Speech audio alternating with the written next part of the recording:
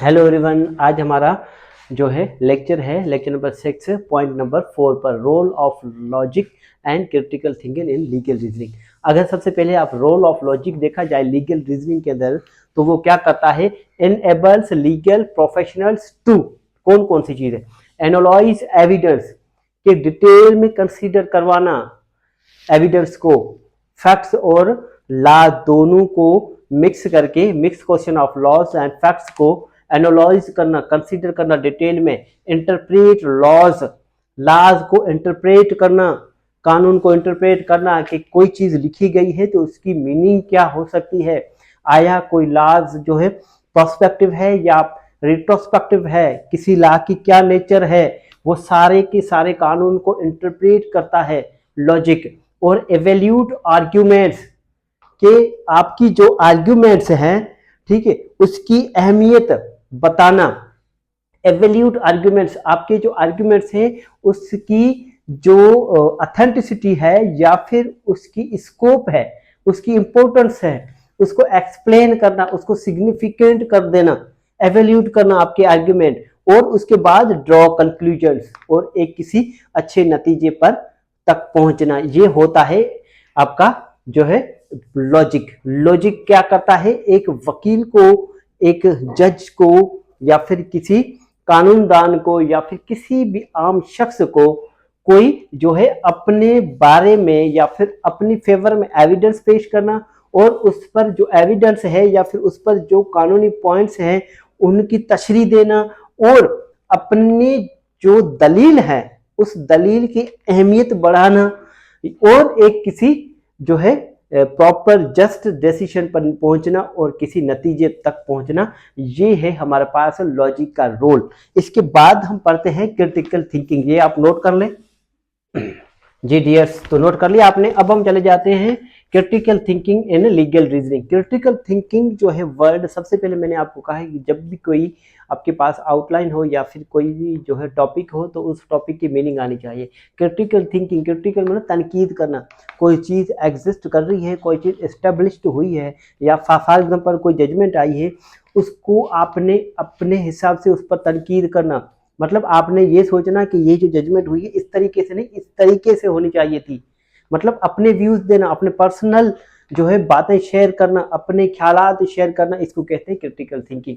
ये critical thinking की बड़ी काम की चीज होती है। जैसे कि हाई कोर्ट ने कोई फैसला दिया, उस पर सुप्रीम कोर्ट उसको क्रिटिसाइज करती है कि नहीं ऐसा नहीं होना चाहिए था, ऐसे होना चाहिए था। दरअसल अगर कोई सुप्रीम कोर्ट अगर कोई फैसला करती है तो फिर जो है आम लोग या फिर जूरिस्ट उसको जो है उस पर इंटरप्रेट करें या फिर उस पर कोई बातचीत करे, उसको एक्सप्लेन करे, उसको एवेल्यूट करने की कोशिश करे, या फिर कहें कि ये इस तरह नहीं, इस तरह होनी चाहिए थी, तो फिर ये है क्रिटिकल थिंकिंग।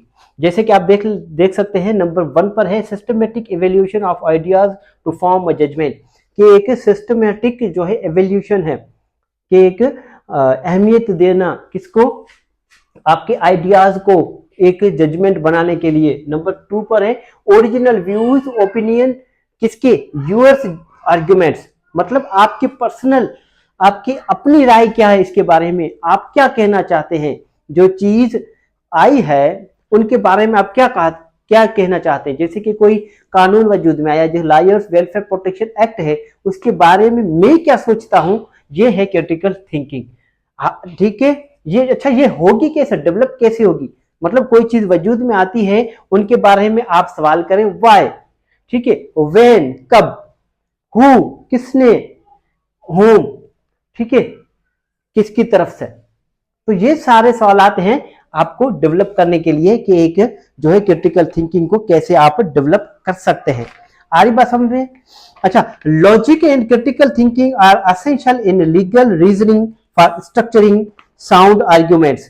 मतलब लॉजिक और क्रिटिकल थिंकिंग बहुत ही जरूरी है किसी भी आपके जो है साउंड आर्ग्यूमेंट्स की स्ट्रक्चर बनाने के लिए, उसका ढांचा बनाने के लिए।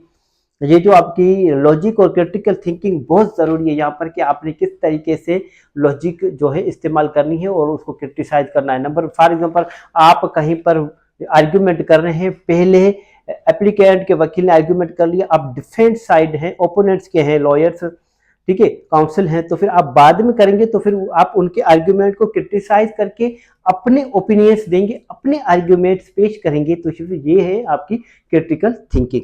यहां तक बात क्लियर है? Accurately evaluating evidence, discovery relevant facts, and identifying underlying principles of law to construct persuasive legal strategies and reach rational well supported conclusion। मतलब आपने एक चीज जो मौजूद है, एक चीज जो फॉर एग्जाम्पल आप डिफेंस के वकील हैं, तो आपने किस तरीके से उसके आर्ग्यूमेंट को, उनकी बातों को क्रिटिसाइज करके, उनकी बातों पर तनकीद करके अपने जो ओपिनियंस है वो पेश करके, अपने जो साउंड जजमेंट है, आप जिस कंक्लूजन पहुंचना चाहते हैं कि आप क्या चाहते हैं। फॉर एग्जाम्पल एक बेल लेने आया है एप्लीकेंट, आप जो है कंप्लेनेंट के वकील हैं कि आप चाहते हैं कि उसकी बेल डिसमिस हो जाए, उसकी बेल रिजेक्ट हो जाए, उसकी बेल डिक्लाइन कर दी जाए। तो आप वो बातें करेंगे जो आपके अपने व्यूज होंगे, जो फैक्ट्स होंगे, जो कानून में कहा जाएगा फैक्ट्स। आप mix facts of laws and issues पर बात करेंगे आप कि कौन कौन से कानून हैं आपने इंटरप्रेट करना है, और उसके जो है उसके बारे में आपने जो है फैक्ट्स हैं उस पर भी आपने बताना है, और क्रिटिसाइज करके ये बात करनी है कि नहीं सर इसने जो है ये जुर्म किया है, अब ये हकदार नहीं है क्योंकि ये प्रूफ है हमारे पास है, अब जो है आई विटनेस वगैरह भी है, ये सब कुछ। तो फिर ये हो जाता है आपका क्रिटिकल थिंकिंग। यहाँ तक बात क्लियर है? अगर यहाँ तक बात क्लियर है तो इसके बाद हम नेक्स्ट लेक्चर डिस्कस करेंगे। Thank you so much.